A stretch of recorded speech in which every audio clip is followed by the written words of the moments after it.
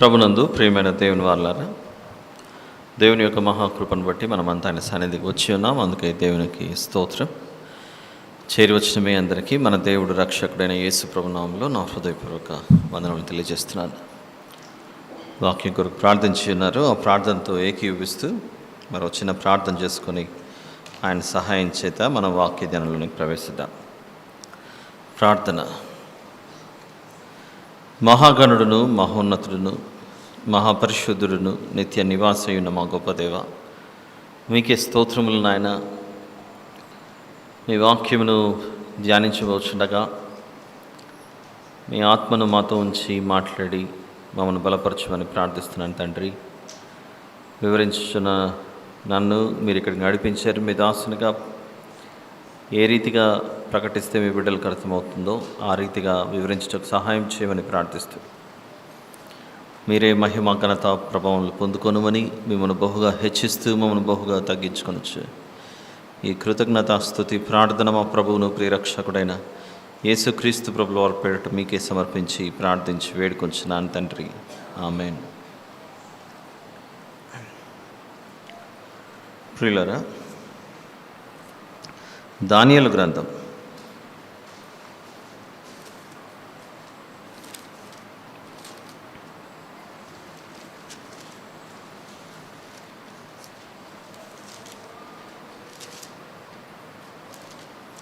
3వ అధ్యాయం.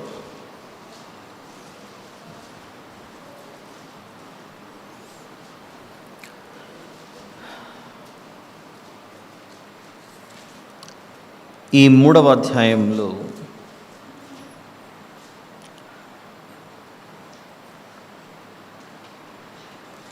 మనందరికీ పరిచయం ఉన్న ఒక సందర్భం.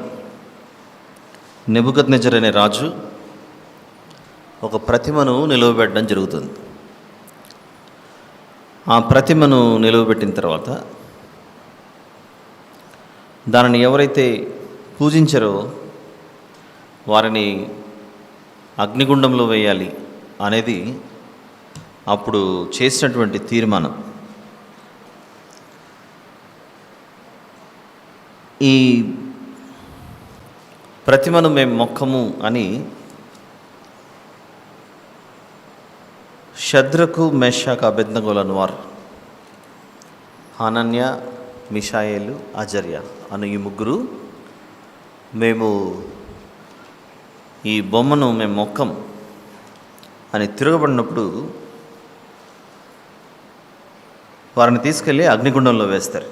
ఇది మనకు తెలిసిన విషయమే కదా. అప్పుడు ఏం జరిగిందో ఒక సందర్భం జాగ్రత్తగా చూద్దాం. 19వ వచనం నుండి నేను చదువుతున్నాను, దయచేసి చూడండి. దానియేలు గ్రంథము 3వ అధ్యాయము 19వ వచనం. Book of Daniel, chapter number 3, verse number 19 onwards. అందుకు నెబుకద్నెజరు అత్యాగ్రహము నొందినందున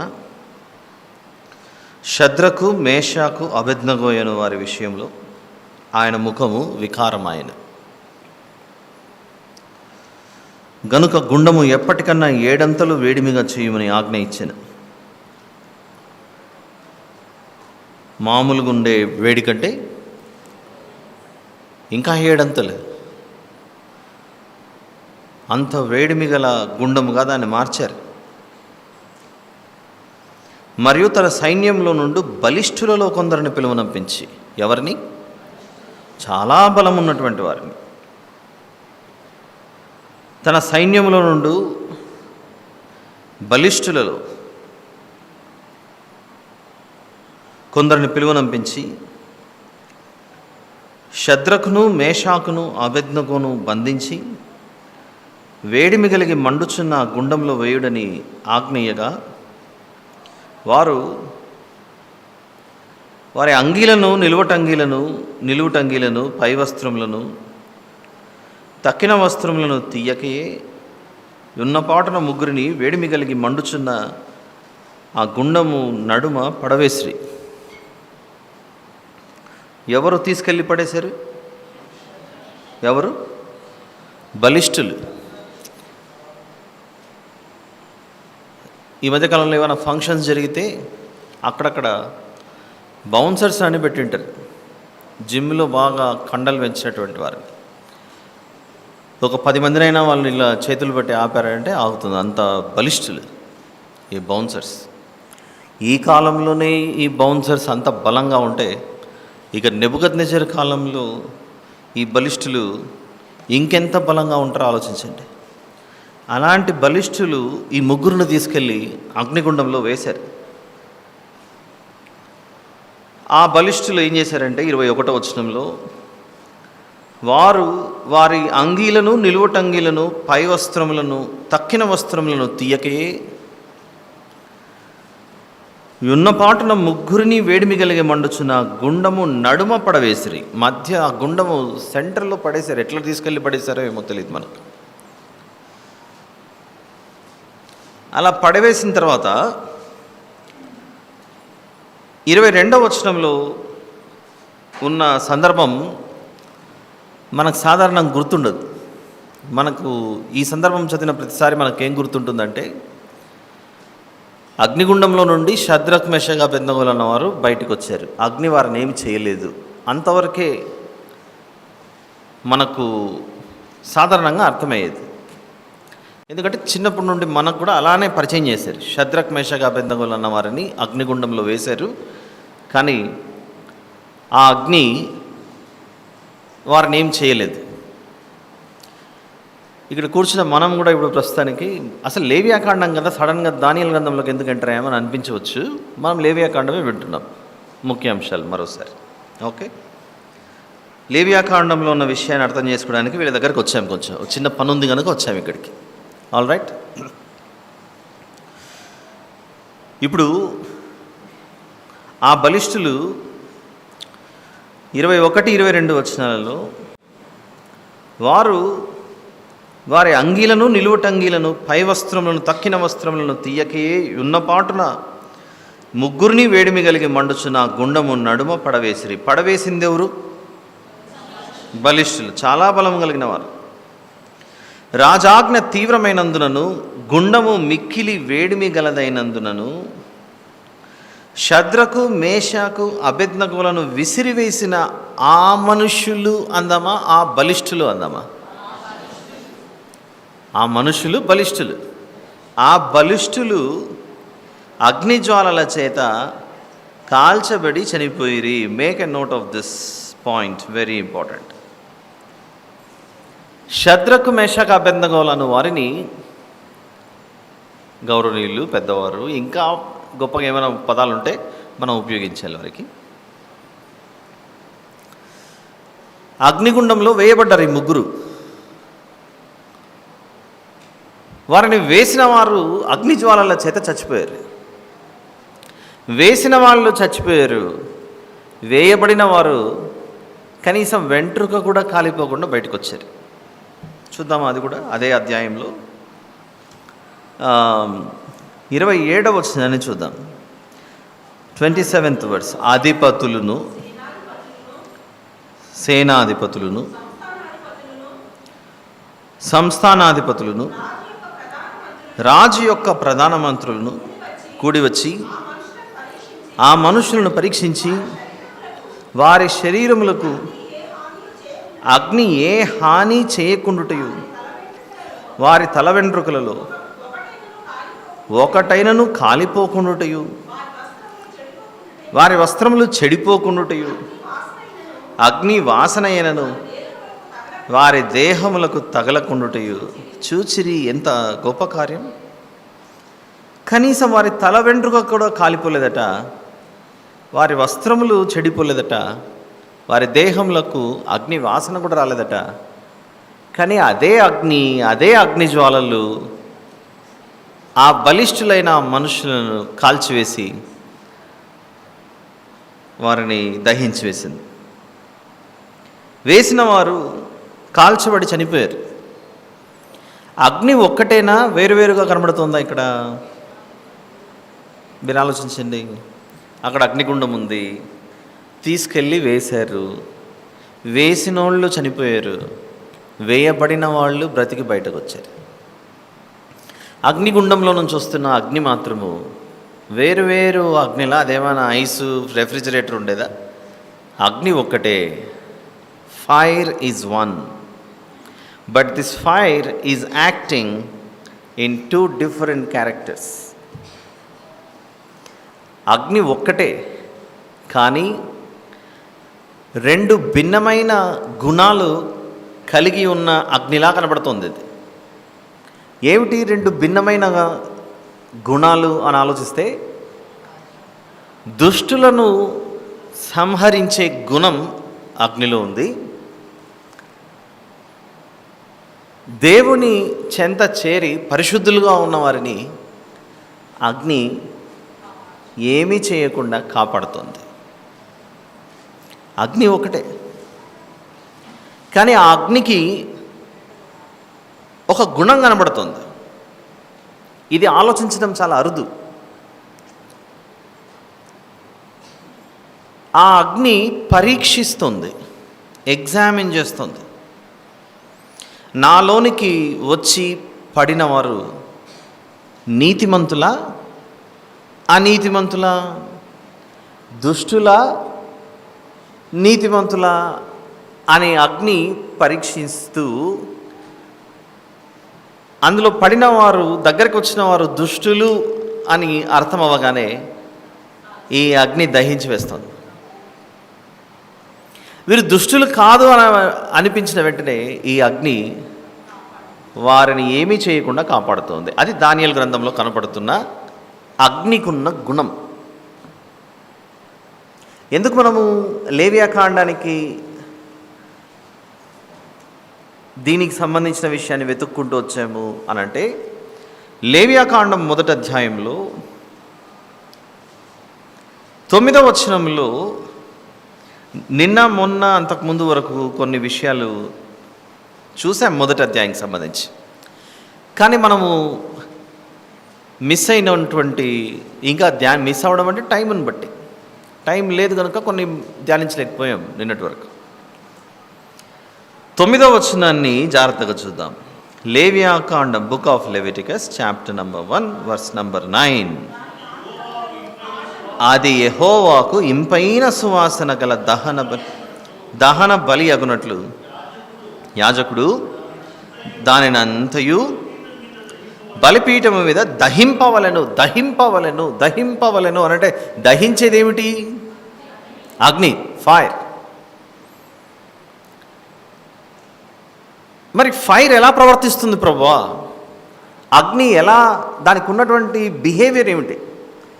what is the behaviour, what is the character that fire has? అగ్నికి ఏ గుణం ఉంది అని పరిశీలిస్తే, దానియేలు గ్రంథంకి వెళ్ళిన తర్వాత అక్కడ అగ్ని ఒకటే ఒకరిని దహించుతోంది, దుష్టులను, మరి ఒకరిని వారి తల వెంట్రుక కూడా కాలిపోకుండా అగ్ని వారిని ముట్టట్లేదు, తాకట్లేదు. అంటే అగ్ని ఒకవైపు తీర్పు, జడ్జిమెంట్ని చూపిస్తోంది శిక్షించుటకు. అదే అగ్ని నేను నిన్నేమి చెయ్యను అని కూడా మౌనంగా ఉంటుంది. ఇది మనకు అర్థమైతే, పాత నిబంధనలు కనబడుతున్న ఈ సందర్భం క్రొత్త నిబంధనలు కొరింథీ మొదటి పత్రిక 3వ అధ్యాయంలో, కొరింథీ మొదటి పత్రిక 3వ అధ్యాయము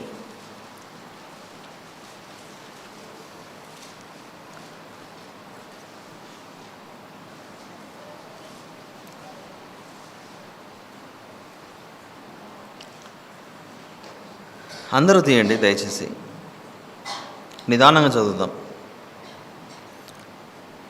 పేపర్ల శబ్దం వస్తుంది అని అంటే మనలో ఇంకా కొంచెం నిదానంగా తీసేవాళ్ళు ఉన్నారని మనకు అర్థం అవ్వాలి.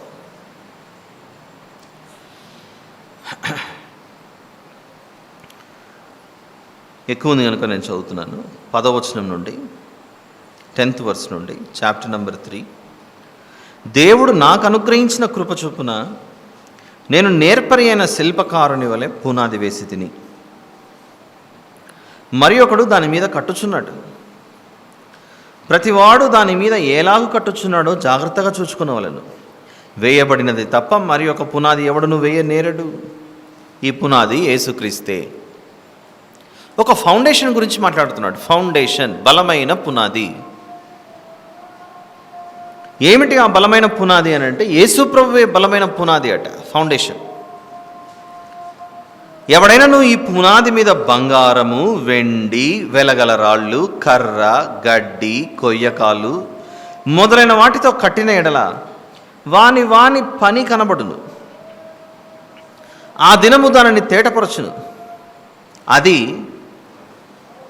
అగ్ని చేత బయలుపరచబడును అని ఒక అగ్నిని తీస్తున్నాడు ఇక్కడ. కొరింథీ మొదటి పత్రిక 3వ అధ్యాయంలో, నీ పునాది దేని మీద వేయబడింది? నీ పునాది, నీ ఫౌండేషన్ యేసు క్రీస్తు ప్రభుల వారైనా? దాని మీద నిర్మించబడినటువంటివి, ఈ పునాది మీద నువ్వు దేనితో కట్టుకున్నావు? బంగారమా, వెండ, వెలగల రాళ్ళ, కర్ర, గడ్డ, కొయ్యకాల మొదలైన వాటితో కట్టిన ఎడల వాని వాని పని కనబడును. ఆ దినము దానిని తేటపరచును. అది అగ్ని చేత బయలుపరచబడును. మరియు వాని వాని పని ఎట్టిదో దాన్ని అగ్నియే పరీక్షించును. దాన్ని అగ్నియే పరీక్షించును. ఆ పదం చూడండి, అగ్ని పరీక్షిస్తుందట. అగ్నియే పరీక్షించును అంటే దేవుడు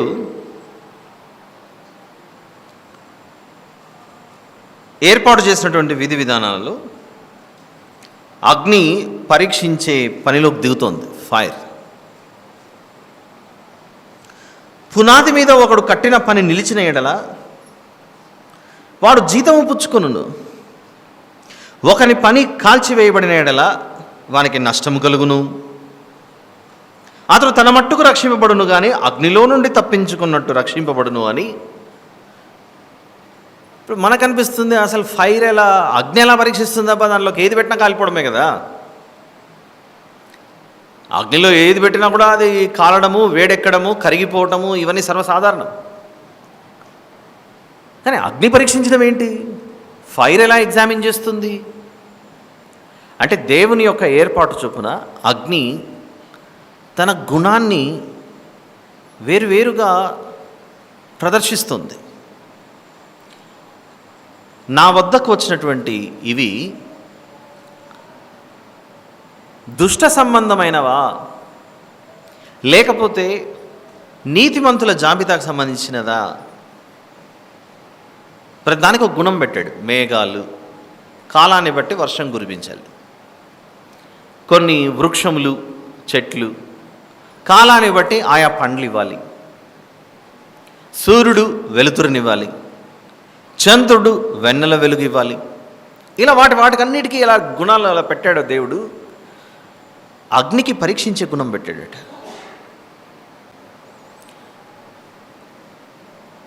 అగ్నికి పరీక్షించే గుణం ఏమిటి అని మనకు అనిపించవచ్చు. ఇంతగా అగ్ని ఏంటో తెలియాలి మనకు. ఆ అగ్ని ఏమిటో తెలిస్తే అప్పుడు ఆ అగ్ని ఎలా పరీక్షిస్తుందో అప్పుడు మనకు అర్థమవుతుంది. ఆ అగ్ని ఏమిటో ఒకసారి హెబ్రీ పత్రికలోకి వెళ్ళి చూద్దాం.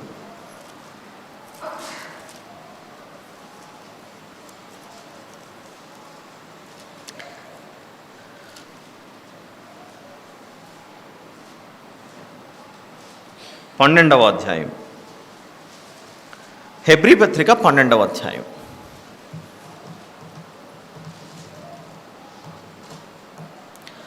హెబ్రీ పత్రిక 12వ అధ్యాయం. అందరు తీసారా? 12th chapter, letter to Hebrews. 28 నుండి చూద్దాం. అందువలన మనము నిశ్చలమైన రాజ్యమును పొంది దైవ కృప కలిగి ఉందము. ఆ కృప కలిగి వినయ భయభక్తులతో దేవునికి ప్రీతికరమైన సేవ చేయుదుము. మళ్ళీ చూద్దాం ఆ మాట. దేవునికి ప్రీతికరమైన సేవ చేయుదుము. దేవునికి ఎలాంటి సేవ చేయాలట? దేవునికి ఇష్టమైనటువంటి పరిచర్య చేయాలి. అలా చేస్తేనే మనము క్షేమంగా ఉంటాం. లేకపోతే ఏమవుతుందంటున్నాడు? ఏలైనగా మన దేవుడు దహించు అగ్ని అయి ఉన్నాడు. అక్కడికి వచ్చింది మ్యాటర్. అగ్ని పరీక్షిస్తుంది అని అంటే అగ్నికి గుణం ఎక్కడదబ్బా అని మనకు అనిపించవచ్చు. కానీ నిజానికి ఆ అగ్ని ఎవరు అని వెతికితే దేవుడే ఆ అగ్ని అట. మరి దేవునికి ఆబ్వియస్గా ఉంటుంది కదా ఆ లక్షణము, ఎవరు నీతిమంతులు ఎవరు దుష్టులు అనేటువంటిది. దహించు అగ్ని మన దేవుడు అయి ఉన్నాడు కనుక దానియేలు గ్రంథంలో అగ్నిగుండంలోనికి వారిని వేస్తున్నా ఇందులోనికి వేయబడిన వారు దహించబడుటకు అర్హులా కాదా? అయితే ఎవరు దహించబడడానికి అని అంటే ఈ దుష్టులను సంహరించే పని ఆ దహించు అగ్ని అయిన దేవుడు వారి పని చూశాడు. వీరికి ఏ హాని చేయలేదు. ఎందుకు వీరికి ఏ హాని చేయలేదు? దేవునికి ప్రీతికరమైన సేవ చేశారు. దేవునికి ప్రీతికరమైన సేవ చేశారు కనుక బయటపడ్డారు. నెబుకద్నెజర్ లాంటి ఆ ప్రపంచాధినేత అలాంటి చక్రవర్తిని ఎదుర్కొన్నారు వీళ్ళు. దేవునికి ఇష్టము లేనిది ఏదైనా దగ్గర తీసుకొచ్చారనుకోండి, అదే అగ్ని ఏం చేస్తుందట? కాల్చివేస్తుంది. అందుచేత లేవియాకాండం 1వ అధ్యాయంలో దహన బలి అర్పించినప్పుడు ఆ బలిపీఠం మీద ఉంచబడినటువంటిది దేవునికి ప్రీతికరమైనదా కాదా అని దేవుడు పరిశీలిస్తాడు. హేబెలు గారు కయ్యేను ఇద్దరు అర్పణ తీసుకొని వచ్చినప్పుడు ఆ దహించు అగ్ని అయినటువంటి దేవుడు ఒకరి అర్పణ అంగీకరించాడు, మరొకరి అర్పణ ఇంకా నాకు అవసరం లేదన్నట్టు. ఎందుకంటే మంచి అర్పణ తీసుకురాలేదు. అలానే లేవియాకాండం 1వ అధ్యాయంలో దహన బలిపీఠం మీద ఏదైతే ఏర్పాటు చేస్తారో అది ఏ గుణం కలిగి ఉండాలంటే నిర్దోషమైనదిగా ఉండాలి. అప్పుడు దేవునికి అంగీకారమై ఇంపైన సువాసనగా మారుతుంది. అది ఇంపైన సువాసనగా లేకపోతే అర్పించిన దానికంటే అర్పించిన వ్యక్తి యొక్క భవిష్యత్తు దెబ్బతింటుంది. అది ప్రమాదం. కాబట్టి లేవియాకాండంలో ఇక మీద మనం చూడబోయే ఈ అగ్ని ఇవన్నీ దేనిని సూచించే విషయము అని ఆలోచిస్తే దహించు అగ్ని అయిన దేవుడు, ఆ దహించు అగ్ని అయిన దేవుడు నిన్ను నన్ను అంగీకరించి ఆయన మన జీవితాలను చూసినప్పుడు ఇంపైన సువాసనగా మనం ఇవ్వబడుతున్నాము. మనం వేటిని దహించాలని నిన్న తెలుసుకున్నాం చెప్పండి? శరీర కార్యములు స్పష్టమై ఉన్నవి అని వాటన్నిటినీ మనము బ్రతికి ఉండగానే యాగం చేయాలి. బ్రతికి ఉండగానే యాగం చేయాలి.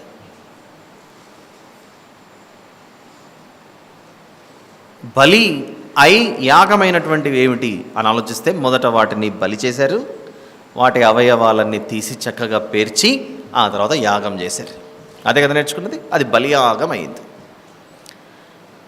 క్రొత్త నిబంధనలకు వచ్చిన తర్వాత మనల్ని సజీవ యాగం అన్నాడు. ఏమిటా సజీవ యాగము అని అంటే శరీరంలో నువ్వు చనిపోకుండా ముందే, అంటే లిటరల్గా మనం భూమి నుంచి వెళ్ళిపోకముందే ఈ అవయవాలలో పుట్టే ఆశలు, ఈ అవయవాలలో పుట్టే కోరికలు, దుష్ట ఆలోచనలను వాటన్నిటిని దహించి వేయుండి, అది సజీవయాగంగా కోరుతున్నట్టు. బలియాగమునకు సజీవయాగమునకు వ్యత్యాసం ఏమిటో మనకు చాలా స్పష్టంగా అర్థం అవ్వాలి. పాత నిబంధనలో అవయవములు చూపించాడు. క్రొత్త నిబంధనకు వచ్చిన తర్వాత ఆ అవయవములలో నుండి బయలుదేరే కనిపించని అదృశ్యమైన దుర్గుణాలు, వాటిని దహించి వేయడం అన్నాడు. ఇక్కడ అవయవాలు చూపించాడు. ఈ అవయవాల్లో నుండి వచ్చే దురాలోచనలు దహించి వేయమంటున్నాడు. ఎంత బాగుంటాడు. అందుకే దేవుడు దశల వారీగా దీన్ని వివరించుకుంటూ వచ్చాడు. ఎలా వివరించుకుంటూ వచ్చాడు? పాత నిబంధనలో ప్రవక్తల ద్వారా వివరించుకుంటూ వచ్చాడు. క్రొత్త నిబంధనకు వచ్చిన తర్వాత దేవుడే దిగొచ్చి చెప్పాడు.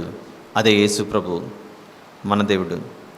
ఆయన వెళ్ళిపోతూ నేను ఇంకా చెప్పవలసినవి ఉన్నవి, అవన్నీ చెబితే మీరు ఇప్పుడు సహింపలేరు, అందుకే నేను వెళ్ళి ఆదరణకర్తను పంపిస్తాను, ఆయన వచ్చి మీకు ఇంకా నా విషయాలే తీసుకొని బయలుపరుస్తాడని చెప్పాడు. సో దీన్ని బట్టి ఏమవుతుంది? మనకు ఒక విషయం నేర్చుకోవడానికి మన ప్రయాణం ఎక్కడి నుండి ఎక్కడికి ప్రయాణం సాగాలి? పాత నిబంధనలో ఛాయారూపంలో కనబడుతున్న ఈ దృశ్యమైన వాటి నుండి ఆ అదృశ్యమైన వాటిని అర్థం చేసుకోవడానికి ప్రయత్నించాలి. దృశ్యమైనవి ఏం చూపిస్తున్నాడు? అవయవాలు చూపిస్తున్నాడు. అదృశ్యమైనది ఏం చూపిస్తున్నాడు? ఈ అవయవాలలో నుండి పుట్టే ఆశలు, ఈ అవయవాలలో నుండి పుట్టే కోరికలు, ఈ అవయవాలలో నుండి పుట్టే శోధనలు. మనం ఆలోచిద్దాం, లిటరల్గా ఈ అవయవాలను దహించడం మేల, ఆ అవయవాలలో పుట్టే దురాలోచనలు దహించివేయడం మేల? ఏది మేలు చెప్పండి? ఈ అవయవాలలో నుండి పుట్టే ఆ దుష్ట ఆలోచనలు, దుర్గుణాలు అన్నిటినీ దహించి వేసి దేవుని దృష్టిలో పరిశుద్ధులుగా ఉండటమే చాలా ప్రాముఖ్యం. అందుకే లేవియాకాండంలో కనపడేదే, నేను పరిశుద్ధులను కనుక మీరును పరిశుద్ధులై ఉండాలి. అదే విషయమే మళ్ళీ పేతురు గారు రాసిన మొదటి పత్రికలో 1వ అధ్యాయంలో 14వ వచనంలో, నేను పరిశుద్ధులై ఉన్నాను కనుక మీరును పరిశుద్ధులై ఉండాలని పదే పదే ఆ పరిశుద్ధత గురించి మాట్లాడుతున్నాడు. చూడండి, ఒక వ్యక్తి పరిశుద్ధుడా కాదా ఎలా సాధ్యమవుతుంది అని అంటే, దాని మొదటి మెట్టే నువ్వు దేవుని చేరుకోవాలంటే, దేవుడు నీతో ఉండాలని ఆశించి నీ దగ్గరకు వచ్చినప్పుడు, ఫెలోషిప్ కలిగి ఉండాలని ఆశించినప్పుడు, నీకు కూడా దేవునితో ఉండాలనే ఫెలోషిప్ నీకు అవసరం అనిపిస్తే, ముందు వీటిని దహించి ఆయన వద్దకు రా. నేను బలవంతం చేయట్లేదు, నీకు ఏది కావాలో కోరుకో. నీ ఎదుట ప్రారంభము నుండి జీవవృక్షమును వేశాను, మరణ వృక్షమును వేశాను. నీకు ఏది కావాలి? జీవంతో ఉండాలని కోరుకుంటున్నావా, మరణంతో ఉండాలని కోరుకుంటున్నావా? నువ్వే నిర్ణయం తీసుకో అని మనకు విడిచిపెట్టాడు దేవుడు. ఒకవేళ బలవంతంగా నాతో ఉండండి అని దేవుడు మనల్ని చెయ్యి పెట్టి మెడబెట్టి కట్టేసి పెట్టింటే, ఈయనకేంది ఎప్పుడు మనల్ని అంత బలవంతంగా కట్టేసాడనే మీనింగ్ మనకు అనిపిస్తూ ఉంటుంది. No, he has given us to choose. అందుకే యెహోవా ఉత్తముడని రుచి చూచి తెలుసుకున్నాడు. సో అలా మనము లేవియాకాండం 1వ అధ్యాయము ఈ ప్రయాణం ఇంతవరకు సాగింది. అది దహన బలి, యెహోవాకు ఇంపైన సువాసన గల హోమము. ఇక మీద బైబిల్ చదివేటప్పుడు అది యెహోవాకు ఇంపైన సువాసన గల హోమము, అది యెహోవాకు ఇంపైన సువాసన గల హోమము అని మనం చదివేటప్పుడు సాధారణంగా హోమం అనే దాని గురించి ప్రస్తావించేటప్పుడు ఆ పొగ ఇలా స్ట్రైట్గా వెళ్ళాలి అనేటువంటిది మనకు వినపడుతూ ఉంటుంది అప్పుడప్పుడు. నిజమే, ఏమిటి ఆ హోమము? ఇవన్నీ ఆలోచిస్తే మన ప్రార్థనలు భూమి మీద నుండి పరలోకంలో ఉన్న దేవుని వద్దకు అలా ప్రయాణం చేయాలి. మన ప్రార్థనలు దేవుని వద్దకు చేరుకునే విధంగా ఆ ధూప ద్రవ్యము, హోమము అలా ప్రయాణం చేయాలి. ఆ వచనం కూడా చూద్దాం ఈరోజు. ఈ రీతిగా మనము 1వ అధ్యాయంను ముగించుకొని ఈరోజు 2వ అధ్యాయంలోనికి ప్రవేశిస్తున్నాం. 2వ అధ్యాయంలో ఏం రాయబడిందో జాగ్రత్తగా పరిశీలిద్దాం. చదువుకున్నాం ఉత్తర ప్రత్యుత్తరాలుగా. ఇందులో ఉన్న విషయాలను కూడా చదివే ముందుగా మనము ఖచ్చితంగా ఒక వచనాన్ని చూసి ఇక్కడికి రావాలి. ఏ వచనం చూస్తే బాగుంటుంది చెప్పండి? రోమాపత్రిక 7వ అధ్యాయం 14వ వచనం. రోమాపత్రిక 7:14. ధర్మశాస్త్రము ఆత్మ సంబంధమైనదని ఎరుగుదుము. ధర్మశాస్త్రము ఆత్మ సంబంధమైనదని ఎరుగుదుము. కాబట్టి ఇప్పుడు 2వ అధ్యాయంలో కూడా మనం చదివేటప్పుడు, వినేటప్పుడు దానిని దృశ్యరూపమైన వస్తువులను బట్టి ఆలోచిద్దామా? ఇది ఆత్మ సంబంధమైనది అని రోమాపత్రిక 7వ అధ్యాయం 14వ వచనంలో చెప్తున్నట్లుగా ఆత్మ సంబంధమైనదిగా భావిద్దామా? ఎందుకు అక్కడ చెప్తున్నాడు ఆత్మ సంబంధమైనది అని? అదేదో ఇక్కడే చెప్పచ్చు కదా, లేవియాకాండంలోనే చెప్పేయచ్చు కదా అని మనకు అనిపించవచ్చు. కానీ అప్పటికింకా సంపూర్ణం అవ్వలేదు బైబిల్ మన చేతిలో పెట్టడానికి. దశల వారీగా ఆనాటి మనుషుల స్థితిగతులను బట్టి దేవుడు వాక్యాన్ని వివిధ దశలలో వివరించుకుంటూ వచ్చాడు. ఇప్పుడు అంతెందుకండి, మనమే ఉన్నాము, ఇక్కడ వయసులో పెద్దవాళ్ళు ఉన్నారు. ఇప్పుడున్న పిల్లలకు ఇప్పుడు ఈ 2020 తర్వాత 2010, 2015 తర్వాత పుట్టిన వాళ్ళు ఎవరైతే ఉన్నారో, మీకు ట్రాన్సిస్టర్ అంటే తెలుసా అంటే కొంచెం కష్టపడతారు. రేడియో అంటే తెలుసా అంటే రేడియో FM అంటారు కదా, రేడియో మిర్చి అని అది అనుకుంటారు. మళ్ళీ వారు అవన్నీ చూడలేదు. పోనీ ఒకప్పుడు ట్రంక్ కాల్ అనేది ఒకటి ఉండేది. ట్రంక్ కాల్ అనేది ఫోన్ చేయాలంటే ఒక పద్ధతి. ఇప్పుడు ఫోన్ అంటే సెల్ ఫోన్ అలా పట్టుకొని కొట్టేస్తున్నారు. అప్పట్లో ముందుగా టెలిఫోన్ ఎక్స్చేంజ్కి ఫోన్ చేసి రేపు ఉదయం 10 గంటలకు నేను అతనితో మాట్లాడలేక కొంచెం లైన్ కలపండి అని ముందుగా అపాయింట్మెంట్ తీసుకోవాలి. అలాంటి రోజులన్నీ చూసుకుంటూ వచ్చినటువంటి పెద్దవాళ్ళు ఇక్కడ ఉన్నారు, లేరా? ఉన్నారు కదండి. అయితే ఈరోజు పరిస్థితి, మనము ఒక చేతిలో బైబిల్ ఉన్నా ఇంకో చేతిలో ఫోన్ నడుస్తుంటుంది. అంత లెవెల్కి వెళ్ళిపోయింది మనది ప్రస్తుతానికి. నిజమా కాదు? అంటే ఏం చెప్తున్నానంటే, ఈరోజు ఇంత చేతిలో వైర్ లేకుండా ఫోన్ మన చేతిలోకి రావడానికి ప్రయాణం ఎక్కడి నుంచి మొదలైంది? ఆ ట్రంకాలని లేకపోతే ఇంకొక పాతకాలం నుండి ఎక్కడి నుంచి ప్రారంభమై అక్కడి నుంచి ఇటు వరకు వచ్చింది. అలా there are several stages, several phases, దశల వారీగా వచ్చింది. అలానే లేవియాకాండంలో ప్రారంభమవుతున్నటువంటి ఈ బలులు ఇవన్నీ దాని ఫైనల్ రూపం ఎక్కడికి వచ్చి ఆగిపోయాయంటే, అన్నీ మన రక్షకుడైన యేసు ప్రభు అనే నిజస్వరూపం వద్దకు వచ్చిన తర్వాత అది ముగిశాయి. చూద్దాం ఇప్పుడు 2వ అధ్యాయం లేవియాకాండం. ఎక్కువ ఉంది కనుక నేను చదువుతున్నాను, అధ్యాయం అంతా చూడాలి కనుక. 16 వచనాలు. ఒకడు యెహోవాకు నైవేద్యము చేయునప్పుడు అతడు అర్పించినది గోధుమ పిండిదై ఉండవలెను. అతడు దాని మీద నూనె పోసి సాంబ్రాణి వేసి యాజకులకు అహరోను కుమారుల యొద్దకు దానిని తేవలెను. అందులో నుండి యాజకుడు తన చేరతో చేరెడు నూనెయు చేరెడు గోధుమ పిండియు దాని సాంబ్రాణి అంతయు తీసుకుని యెహోవాకు ఇంపైన సువాసన గల హోమముగా బలిపీఠం మీద అందులో ఒక భాగమును జ్ఞాపకార్థముగా దహింపవలెను. ఆ నైవేద్య శేషము అహరోనుకును అతని కుమారులకును ఉండును. యెహోవాకు అర్పించు హోమములలో అది అతి పరిశుద్ధం. ఈ పారాగ్రాఫ్ని అర్థం చేసుకోవడానికి అసలు మనం బైబిలే చదువుతున్నామా లేదా ఇంకోటి ఏదైనా చదువుకుంటున్నామా అనే అభిప్రాయం రావచ్చు. ఎందుకంటే మనము విడిచి వచ్చినటువంటి విశ్వాసాలలో ఇలాంటి పద్ధతులు ఇలాంటివి కనపడుతూ ఉంటాయి. ఇప్పటికీ పిండితో తయారు చేసినటువంటి కొన్ని వాటిని తయారు చేసుకొని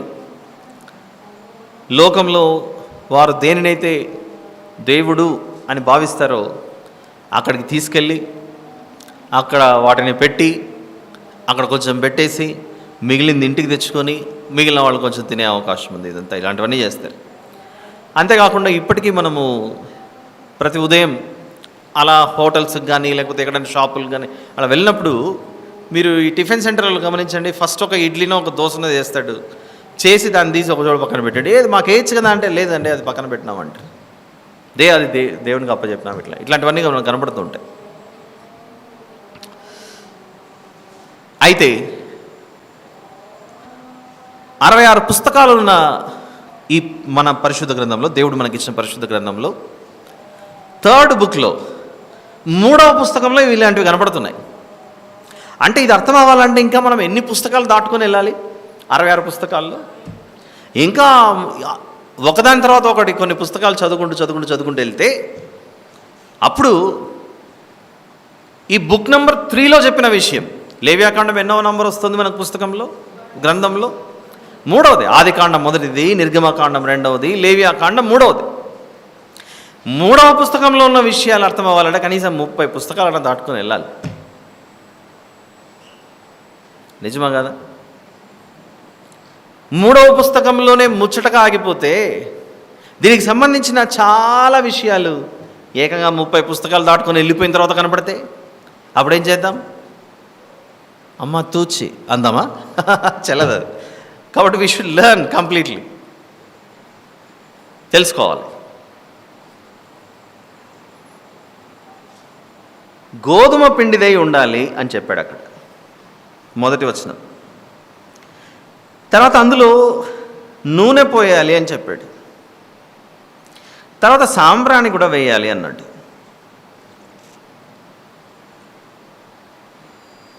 ఇంగ్లీష్లో అయితే ఫైన్ ఫ్లోర్ అని రాస్తుందమ్మా. ఒక ఇంగ్లీష్ బైబిల్ ఉంటే చదవండి దాన్ని.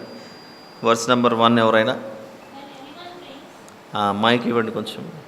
When anyone brings a grain offering as an offering to the Lord, his offering shall be of fine floor. Fine floor అని ఉంటుంది అక్కడ. చదువు మళ్ళీ ఒకసారి మైక్లో చదువు.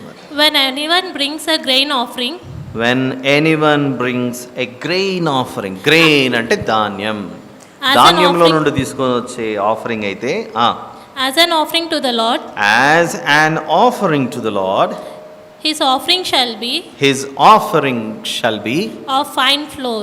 Of fine floor. Fine floor అంటే ఎందుకు ఇంగ్లీష్లో ఫైన్ ఫ్లోర్ అని చదివించానంటే, ఇక్కడ మనకు అతడు అర్పించినది గోధుమ పిండిదై ఉండవలను అన్నాడు. కానీ ఫైన్ ఫ్లోర్ అంటే అందులో ఏ కల్మషము లేనిది. ఫైన్. హౌ ఆర్ యూ అంటే ఏమంటాం మనం? I'm fine. And what does fine mean? నేను బాగున్నాను, చాలా బాగున్నాను, నాకే సమస్య లేదు, I'm very much fine, I'm fine అంటారు. అలా మనము దేవునికి అర్పించినది ఎలాంటి కల్మషము లేనిది, అందులో మలినము లేనిది. ఇప్పుడు గోధుమ పిండి అన్నాడండి ఇక్కడ మొదటి వచనంలో. ఒకడు యెహోవాకు నైవేద్యం చేయనప్పుడు అతడు అర్పించినది గోధుమ పిండిదై ఉండవలెను. ఈ మధ్యకాలంలో తగ్గింది, కానీ నేనైతే చిన్నప్పుడు చూశాను కొన్ని సందర్భాల్లో గోధుమ పిండిని కూడా జల్లెడ పెట్టేవాళ్ళు పెద్దలు. గోధుమ పిండిని కూడా జల్లెడ పెట్టేవాళ్ళు. ఇప్పుడు జల్లెడ పెట్టడం ఎక్కడుంది? అన్నపూర్ణనో ఆశీర్వాదో ఇంకొక ఏదో వచ్చాయి, అవి తెచ్చుకొని వాడుకుంటున్నాం. కానీ ఎందుకు జల్లెడ పెట్టేవాళ్ళు గోధుమ పిండిని కూడా? దాంట్లో అప్పుడప్పుడు కొంచెం తౌడు రావడము, కొన్ని నల్ల నల్ల పురుగులు రావడము, ఇలాంటివన్నీ వచ్చేవి. ఇప్పుడు కొంచెం తగ్గిపోయినాయి. ఎట్లా తగ్గిపోయినాయి అంటే దాంట్లో ఏదో వేసింటారు కెమికల్ అన్నీ. అందుకే దేవుడు అన్నాడు, దాంట్లో ఏ పురుగు పట్టనిది, ఏది చెడిపోనిది మంచి గోధుమ పిండి అయి ఉండాలి. ఆ గోధుమ పిండిని మీరు నైవేద్యముగా సమర్పించేటప్పుడు నూనె ఖచ్చితంగా పోయాలి. తర్వాత సాంబ్రాణి కూడా వేయాలి అంటున్నాడు. సాంబ్రాణి దేనికి ఉపయోగిస్తారు? మంచి సువాసన రావటానికి. యాజకులకు అహరోను కుమారుల యొద్దకు దానిని తేవలను. అందులో నుండి యాజకుడు తన చేరతో చేరెడు నూనెయు చేరెడు గోధుమ పిండియు దాని సాంబ్రాణి అంతయు తీసుకుని యెహోవాకు ఇంపైన సువాసన గల హోమముగా బలిపీఠం మీద అందులో ఒక భాగమును జ్ఞాపకార్థముగా దహింపవలెను. ఆ నైవేద్య శేషం అంటే ఏదైనా మిగిలింటే అహరోనుకును అతని కుమారులకును ఉండును. యెహోవాకు అర్పించు హోమములలో అది అతి పరిశుద్ధం. మొదటి అధ్యాయంలో చదువుకున్న దహన బలికి ఇక్కడ చదువుకుంటున్న నైవేద్యానికి తేడా ఏమిటి అని ఆలోచిస్తే, దహన బలిలో ఏది మిగలట్లేదు, మొత్తం అంతా దహించి వేయబడుతుంది. నడినెత్తి మొదలుకొని అరిపాదం వరకు పూర్తిగా దహించి వేయబడుతుంది. కానీ ఇక్కడికి వచ్చిన తర్వాత నైవేద్యంగా అర్పించిన తర్వాత మిగిలినది శేషము యాజకుడు, ప్రధాన యాజకుడుకును అతని కుమారులకును మిగిలిండేది వారు పెట్టుకొని ఉపయోగించుకోవచ్చు అని చెప్పాడు. ఇంతకేంటి గోధుమ పిండి ఏమిటి? ఫైన్ ఫ్లోర్ ఏమిటి? ఫైన్ ఫ్లోర్ గోధుమ పిండితో ఏం చేస్తుంటారు? సాధారణంగా ఏం చేస్తారు? ఎక్కువగా చేసేది ఏమిటి చెప్పండి? గోధుమ పిండితో రొట్టెలు చేస్తారు మన భాషలో. మత్తయి సువార్త 26.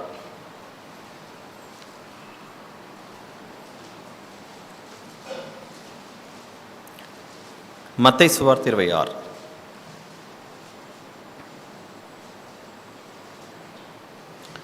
వచనం కూడా 26. 26th verse. Gospel of Matthew, chapter number 26, verse number 20. వారు భోజనము చేయుచుండగా ఏమి పట్టుకొని? ప్రభువైన యేసు స్వామి ఒక రొట్టె పట్టుకొని దానిని ఆశీర్వదించి విరిచి తన శిష్యులకిచ్చి, మీరు తీసుకొని తినుడి, ఇది నా శరీరం అంటున్నాడు. లేవియాకాండంలో గోధుమ పిండి అన్నాడు. క్రొత్త నిబంధనకు వచ్చిన తర్వాత పిండితో చేయబడే రొట్టెని చూపిస్తున్నాడు. అది కూడా ఫైన్ ఫ్లోర్ అయి ఉండాలి. అందులో పులిసినది కానీ పురుగు పట్టిండేది కానీ ఏముండకూడదు, మంచిదై ఉండాలి. అంటే లేవియాకాండం 2వ అధ్యాయంలో కనపడుతున్న గోధుమ పిండికి సూచనగా క్రొత్త నిబంధనలో మరొకటి కనబడుతుంది. అలాంటి ధాన్యంతో తయారు చేయబడిన రొట్టెని చూపిస్తున్నాడు. ఈ రొట్టె మీరు తీసుకునేటప్పుడు ఇక మీదట అది నా శరీరం అని భావించాలి. అంటే ఆ నైవేద్యమే, లేవియాకాండంలో కనపడే నైవేద్యమే క్రొత్త నిబంధనలో ఎలా కనబడుతున్నాడు?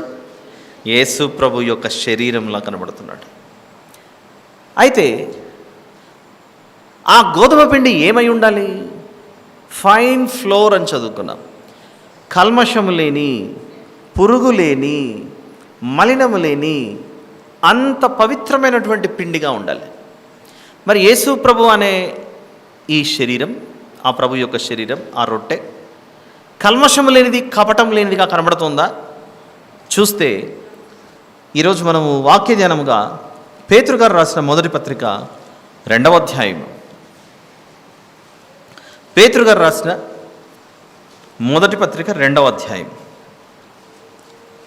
22వ వచనాన్ని చూద్దాం. 22వ వచనం అందరూ తీయండి పేపర్స్ పై, ఒక్క నిమిషం.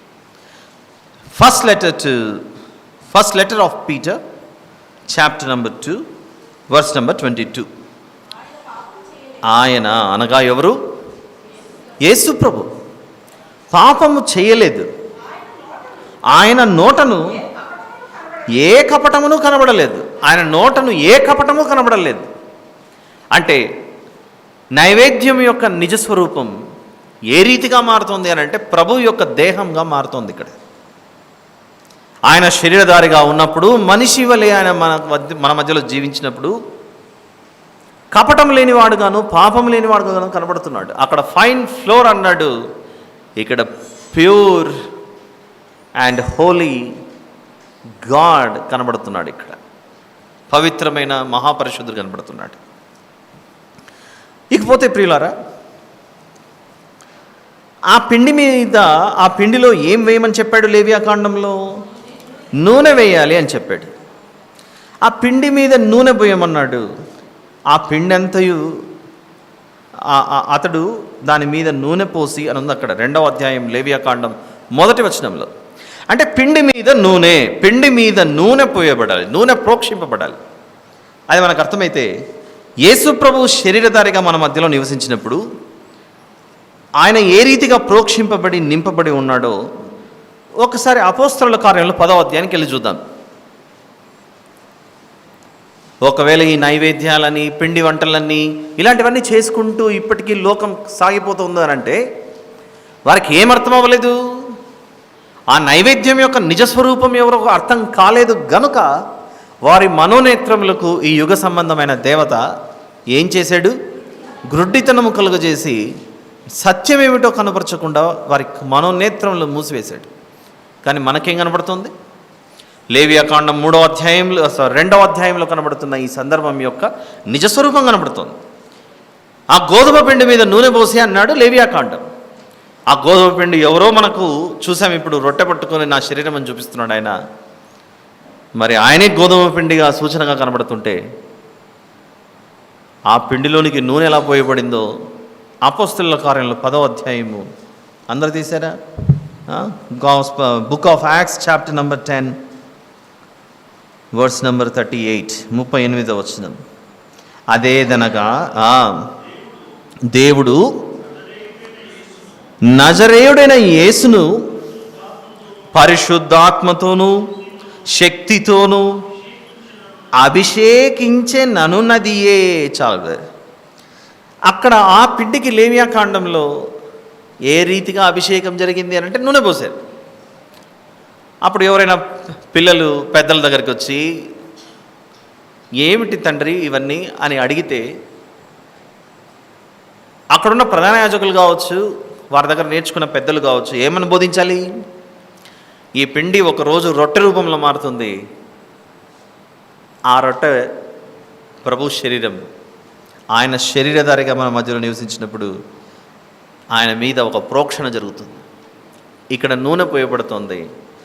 అక్కడ పరిశుద్ధాత్మతోనూ శక్తితోనూ ఆయనకు అభిషేకం జరుగుతుంది. అభిషేకం జరుగుతుంది.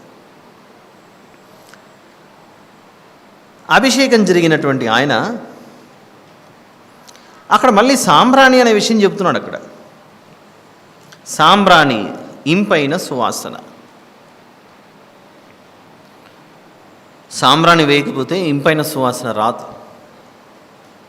ఏమిటి సాంబ్రాణి, ఏమిటి ఇంపైన సువాసన, అది కూడా మనకు తెలియాలి. ఏమై ఉండొచ్చు ప్రభువా అని అడిగితే రొట్టె ఎవరో అర్థమైంది, అనగా ఆ గోధుమ పిండి ఎవరో అర్థమైంది మనకు. ఏమిటది? ప్రభు యొక్క దేహం. నూనె ఏమిటో అర్థమైంది, పరిశుద్ధాత్మతోనూ దేవుని శక్తితోనూ అభిషేకించబడిన వ్యక్తిగా. మరి నైవేద్యంలో కనపడుతున్న ఈ సాంబ్రాణి పరిస్థితి ఏమిటి? సాంబ్రాణి ఒక ఇంపైన పరిమళ వాసనను ఇచ్చే గుణం కలిగినటువంటి పదార్థం. ఏమిటి సాంబ్రాణి అంటే, ఒక్కసారి మనము ప్రకటన గ్రంథము 5వ అధ్యాయం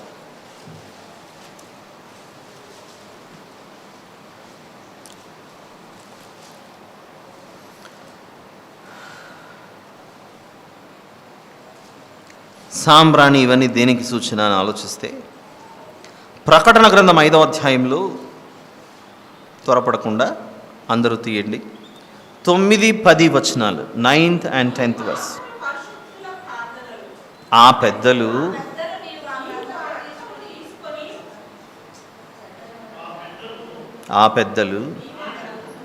నీవు ఆ గ్రంథమును తీసుకొని దాని ముద్రలను విప్పుటకు యోగ్యుడువు, నీవు వధింపబడిన వాడవై నీ రక్తమిచ్చి.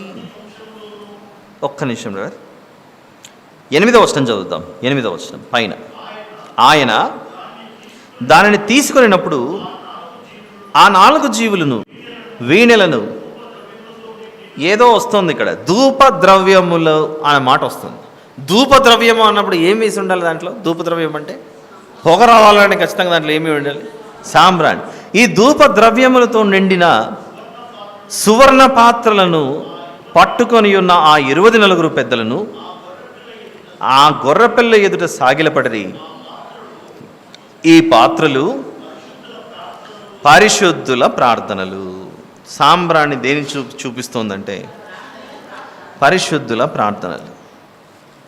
మరి యేసు ప్రభు గోధుమ పిండిగా, రొట్టెగా, పరిశుద్ధాత్మతోనూ శక్తితోనూ నింపబడిన వ్యక్తిగా కనబడుతుంటే, మరి సాంబ్రాణి ఏం చేసింది? ఇంపైన సువాసన ఎలా మారింది అని ఆలోచిస్తే, లూకాసు వార్తలో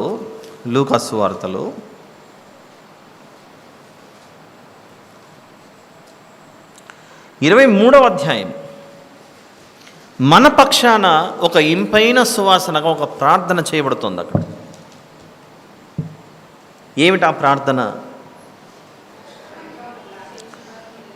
లూకాసు వార్త 23:34లో యేసు ప్రభు శిలువ మీద వ్రేలాడుచు పలికిన 7 మాటలలో మొదటి మాటే ఇది. తండ్రి, వీరేమి చేయుచున్నారో వీరెరుగరు గనుక వీరిని క్షమించుమని మన పక్షాన వేడుకున్నటువంటి ప్రార్థన. ఇదే ప్రార్థన, ఇలాంటి ప్రార్థనలు ఇదిగో పరిశుద్ధ గ్రంథంలో మనకెన్నో కనబడతాయి. 7వ అధ్యాయము అపోస్తలుల కార్యములు. అపోస్తలుల కార్యములు 7వ అధ్యాయం. స్టెఫెను గారిని రాళ్లతో కొట్టుచుంటే స్టెఫెను గారు చేసినటువంటి ప్రార్థన ఏమిటో చివరి వచనమైన 60వ వచనం, 60th verse చూద్దాం ఒకసారి. స్టెఫెను గారు రాళ్లతో కొట్టబడుచు ప్రాణం పోతుండగా, ప్రాణం పోయేటప్పుడు ఎటువంటి ప్రార్థన చేశాడు చూడండి. అతడు మోకాళ్ళుని, ప్రభువా వారి మీద ఈ పాపము మోపకుమని. చాలు సిస్టర్, ఎంత గొప్ప ప్రార్థన. రాళ్లతో తనను కొడుతున్నారు, ప్రాణం తీస్తున్నారు. తన ప్రాణం తీయుచున్న మనుషులను కాపాడు ప్రభువా అని వేడుకుంటున్నాడు. ఎంత దేవునికి ఇష్టమైనటువంటి ప్రార్థనగా మారిందో చూడండి అక్కడ. ఒకవేళ దేవుడు స్టెఫెను గారిని రాళ్లతో కొట్టిన వారి యొక్క జీవితాలను ఆ రోజే హతమార్చింటే అప్పుడు స్టెఫెను గారు, ప్రభువా నేను వీరి గురించి ప్రార్థించినా కూడా నువ్వు వారిని ప్రాణం తీసావా ప్రభువా, నేనంటే నీకు ఇష్టం లేదా ప్రభువా అంటే అనేవాడేమో. స్టెఫెను గారి ప్రార్థనను బట్టి వారు ప్రాణాలతో బయటపడ్డారట. ఎంత బాగుంది చూడండి. లేవియా కాండము 2వ అధ్యాయం అలా చదువుకుంటూ పోతుంటే, ఆల్ రైట్.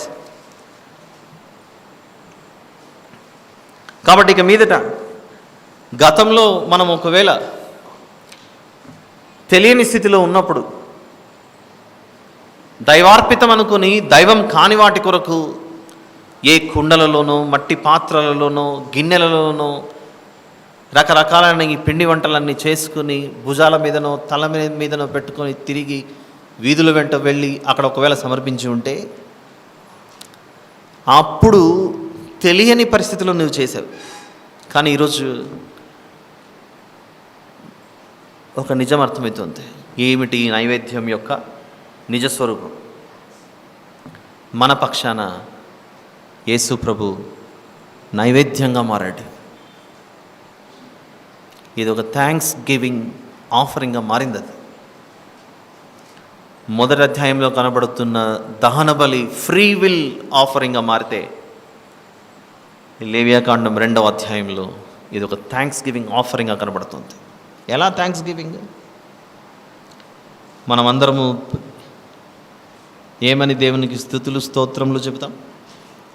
ప్రభు బల్లలో చేయి వేసేటప్పుడు, ప్రభువా చనిపోవాల్సింది నేను తండ్రి, సిలువ మీద బలి అవ్వాల్సినటువంటిది నేను ప్రభువా, కానీ నా పక్షాన నీవు బలే, నీలో ఏ కపటము లేదు, ఏ కల్మషము లేదు.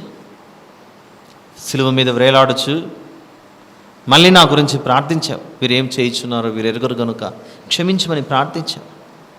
నేను ఏమిచ్చి నీ రుణం తీర్చుకోగలను నా ప్రభువా? ఈ ప్రాణిని, ఈ మనిషినైనా నన్ను నీవు దరికి చేర్చుకోవా. నా కొరకై నువ్వు సిలువ మీద మరణించినందుకు నీకు స్తోత్రమయ్యా. ఇదే కదా మనం చెప్పేది. ఎలాంటి ప్రభు చనిపోయాడు సిలువ మీద? కపటము లేని, కల్మషము లేని, పాపము లేని. పేతురు గారు రాసిన మొదటి పత్రిక 2:22 అదే చదువుకున్నది మనం. ఆయన పాపం చేయలేదు, ఆయన నోటను ఏ కపటమును కనబడలేదు, ఆయన దూషింపబడి బదులు దూషింపలేదు, ఆయన శ్రమ పెట్టబడి బెదిరింపక న్యాయముగా తీర్పు తీర్చి దేవునికి తాను అప్పగించుకుని a fine floor for our sake. A great God who does not have any sin in him was sacrificed and crucified on the cross. All right. ఇప్పుడు 2వ అధ్యాయం, లేవియాకాండం 2వ అధ్యాయం 4వ వచనం నుండి చూద్దాం. నువ్వు పిండి నూనె ఇలాంటివి కాకుండా నువ్వు స్టవ్ మీద పెట్టుకొని తీసుకొని వచ్చావని చెప్తున్నాడు అక్కడ 4వ వచనం నుండి. నీవు పొయ్యిలో కాల్చిన నైవేద్యము చేయునప్పుడు అది నూనె కలిసినదియు పొంగనిదియునైన గోధుమ పిండి అప్పడములే కానీ నూనె రాచినదియు పొంగనిదియునైన పూరీలే కానీ కావాలను. పొంగినది తీసుకురాకండి. నీ అర్పణము పెనము మీద కాల్చిన నైవేద్యమైన ఎడల అది నూనె కలిసినదియు పొంగనిదియునైన గోధుమ పిండిదై ఉండవలను. అది నైవేద్యము కనుక నీవు దానిని ముక్కలుగా త్రుంచి వాటి మీద నూనె పోయవలను. అమ్మ ఈ 4, 5, 6 ఇంగ్లీష్లో చదవండి ఒకసారి.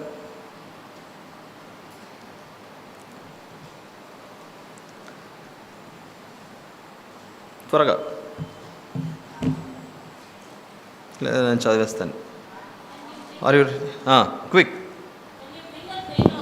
When you bring a grain offering baked in the oven, baked in the oven as an offering, it shall be unleavened loaves. Unleavened అన్నాడు చూసారా? Unleavened loaves of fine flour. Right ma. I wanted that word unleavened అనే పదం. ఎందుకంటే ఇక్కడ పొంగనిది అనే మాట ఉంది కనుక పొంగనిది ఇక్కడ ఉందా? వెరీ గుడ్, ఇక్కడ కనపడుతుంది స్క్రీన్ మీద.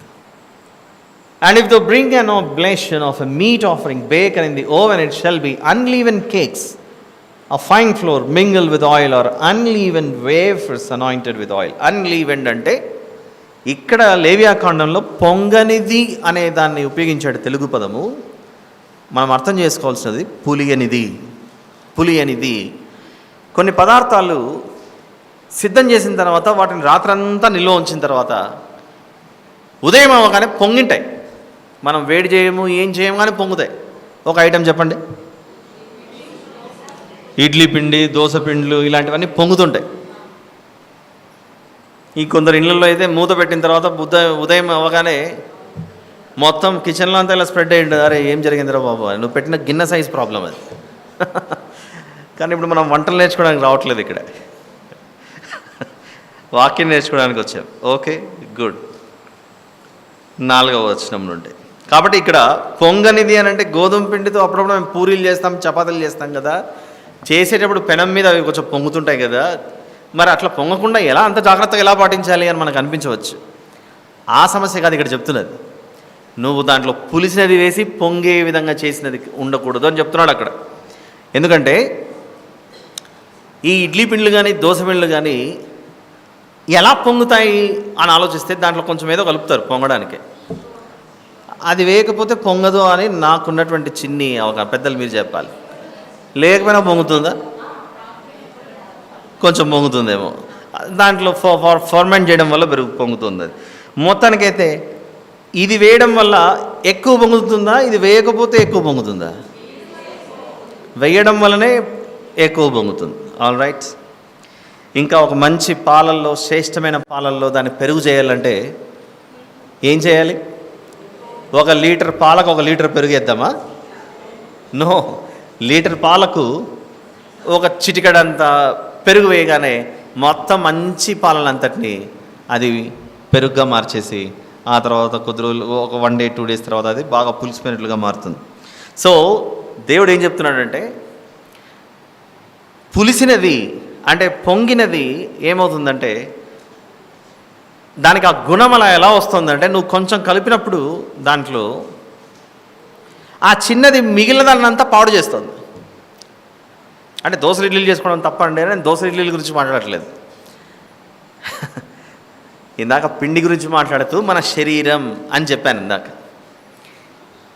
మనిషి శరీరంలో జీవించేటప్పుడు పాపానికి కొంచెం చోటు ఇచ్చినా అది మొత్తం ఆత్మీయ జీవితాన్ని దెబ్బతీస్తుంది. కాబట్టి పులిసినది ఏది కూడా మీ హృదయాలలోకి తెచ్చుకోకండి అని చెప్తున్నాడు. అది మ్యాటర్ అక్కడ. ఇప్పుడు ఓడ చాలా పెద్దదండి, షిప్ సముద్రం మీద పోతుంది. ఓడంతా బాగుంది చూడడానికి, లోపల ఎక్కడో నీళ్ళల్లో కింద ఒక చిన్న రంధ్రం పడింది. చిన్నదే కదా, ఇప్పుడు ఓడనంతా ఏం చేస్తుంది? అది ఓడనంతటినీ చీల్చివేసి మొత్తానికి నీళ్ళల్లో ముంచేసి అందరూ చచ్చిపోయేందుకు కారణమవుతుంది. ఇది మనకు అర్థమైతే దేవుని చెంతకు చేరుటకు మనం ఒక ఆత్మీయ యాత్రలో ఉన్నాం. ఈ ఆత్మీయ యాత్రలో పులిసినది ఏదైనా కొంచెం తెచ్చిపెట్టుకుంటే మన ఆత్మీయ జీవితాన్ని పూర్తిగా దెబ్బతీస్తుంది. కాబట్టి ఎలాంటి పరిస్థితుల్లో కూడా మీరు పొంగినది, పులిసినది తీసుకొని వచ్చి మీ జీవితాల్లో పెట్టుకోకండి అని చెప్తున్నాడు. దీని వివరణ మళ్ళీ ప్రభువుని చూపిస్తున్నాడు. ఆయన ఎలా ఉన్నాడో చూడండి అని కొరింథీ మొదటి పత్రిక 5వ అధ్యాయం. కొరింథీయులకు రాసిన మొదటి పత్రిక 5వ అధ్యాయం.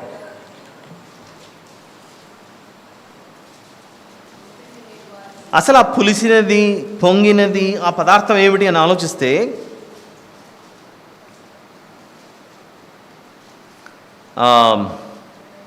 అందరు తీసారా? కొరింథీ మొదటి పత్రిక 5వ అధ్యాయము. 5వ అధ్యాయంలో మనము 2 వచనాలు చదవాలి. ఒకటి 6వ వచనము, మరొకటి 8వ వచనం. మీరు అతిశయపడుట మంచిది కాదు, పులిసిన పిండి కొంచెమైనను ముద్దంతయు పులియజేయునని మీరు ఎరుగరా? గనుక పాతదైన పులిపిండితోనైనను. ఏమిటి ఆ పులిపిండి? దేన్ని సూచిస్తోంది అని అంటే దుర్మార్గత, దుష్టత్వము అనే పులిపిండితోనైనను కాకుండా నిష్కాపట్యమును, సత్యము నన్ను పులియని రొట్టెతో పండుగ ఆచరింతుము. అందుకే యేసు ప్రభు యొక్క శిలువ బలియాగం ఏ పండుగ కాలంలో జరిగింది అని అంటే పులియని రొట్టెల పండుగ కాలంలో జరిగింది. ఆ పులియని రొట్టెల పండుగ సమీపించినప్పుడు శిలువ మీదకి ఎక్కినటువంటి యేసు ప్రభు అనే ఆ పరిశుద్ధుని దేహం పులియని రొట్టెగా, ఇదిగో ఏ మాత్రము నాలో కపటం లేదు, కల్మషం లేదు, చూడండి అని చూపిస్తూ మీ కొరకు ఒక నిర్దోషమైన వ్యక్తిని నేను చనిపోతున్నానని చూపిస్తున్నాడు. అక్కడ పులిసినది ఏది కూడా మనలో లేకుండా జాగ్రత్త పడాలి. దుర్మార్గతయు, ఆ క్వాలిటీస్ చూడండి. పులిసినది దేని సూచిస్తుంది క్రొత్త నిబంధనలో? దుర్మార్గత, ఇంకా దుష్టత్వము. కొరింథీ మొదటి పత్రిక 5:8 నిష్కాపట్యమును కపటం లేని వారముగా సత్యమును పులియని రొట్టెతో పండుగ ఆచరించాలి. దుర్మార్గత, దుష్టత్వము అనే వాటితో మనము నిండి ఉండకూడదని చెప్తుంది. ఇవన్నీ లేకుంటే మన జీవితమే దేవునికి ఒక గొప్ప నైవేద్యం. అది సందర్భం. మళ్ళీ వద్దాం లేవియాకాండం.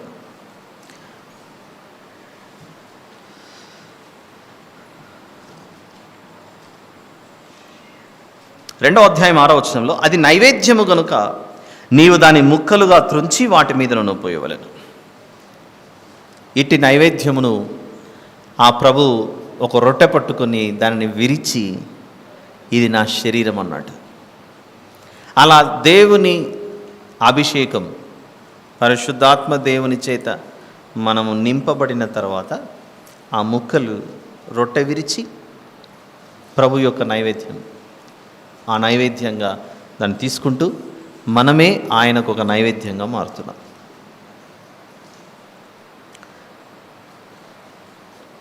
ఇంగ్లీష్ రెఫరెన్స్ చూపించిన మాదే లెవిటికస్ చాప్టర్ నెంబర్ 2 తీసిపెట్టి మొదటి నుంచి నా 4th వర్స్ చూపించు. And if thou bring an oblation of a meat offering baken in the oven. కొంచెం సింపుల్ ఇంగ్లీష్ ఎన్ఐవి లాంటివి చూపించు. ఎన్ఐవి కానీ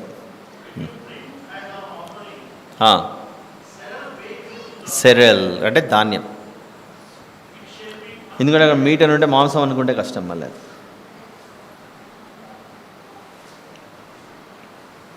విచ్ వర్షన్ ఇస్ దిస్? ఎన్ఐవినా? If you bring a grain offering అంటే చూడండి, గ్రెయిన్ ఆఫరింగ్. గ్రెయిన్ అంటే ఏమిటి? ధాన్యం. ఇప్పుడు 7వ వచనం నుండి ముగించుకుందాం త్వరగా. నీవు అర్పించినది కుండలో వండిన నైవేద్యమైన ఎడల. అసలు మొదటి దానికి రెండవ దానికి డిఫరెన్స్ ఏంటి? డైరెక్ట్గా పిండి తీసుకొస్తే ఏమిటి పద్ధతి, రొట్టెలు చేసుకొని వస్తే ఏమిటి పద్ధతి అంటే బేక్ చేయబడినటువంటిది. ఒకవేళ కుండలో వండినటువంటిది అయితే ఏమిటి? 7, 8, 9, 10. నీవు అర్పించినది కుండలో వండిన నైవేద్యమైన ఎడల నూనె కలిసిన గోధుమ పిండితో దాన్ని చేయవలను. నూనె వదలట్లేదు చూడండి. నూనె దేనికి సూచనగా చదువుకున్నాం మనం ఇందాక? ఏ వచనం చూసాం?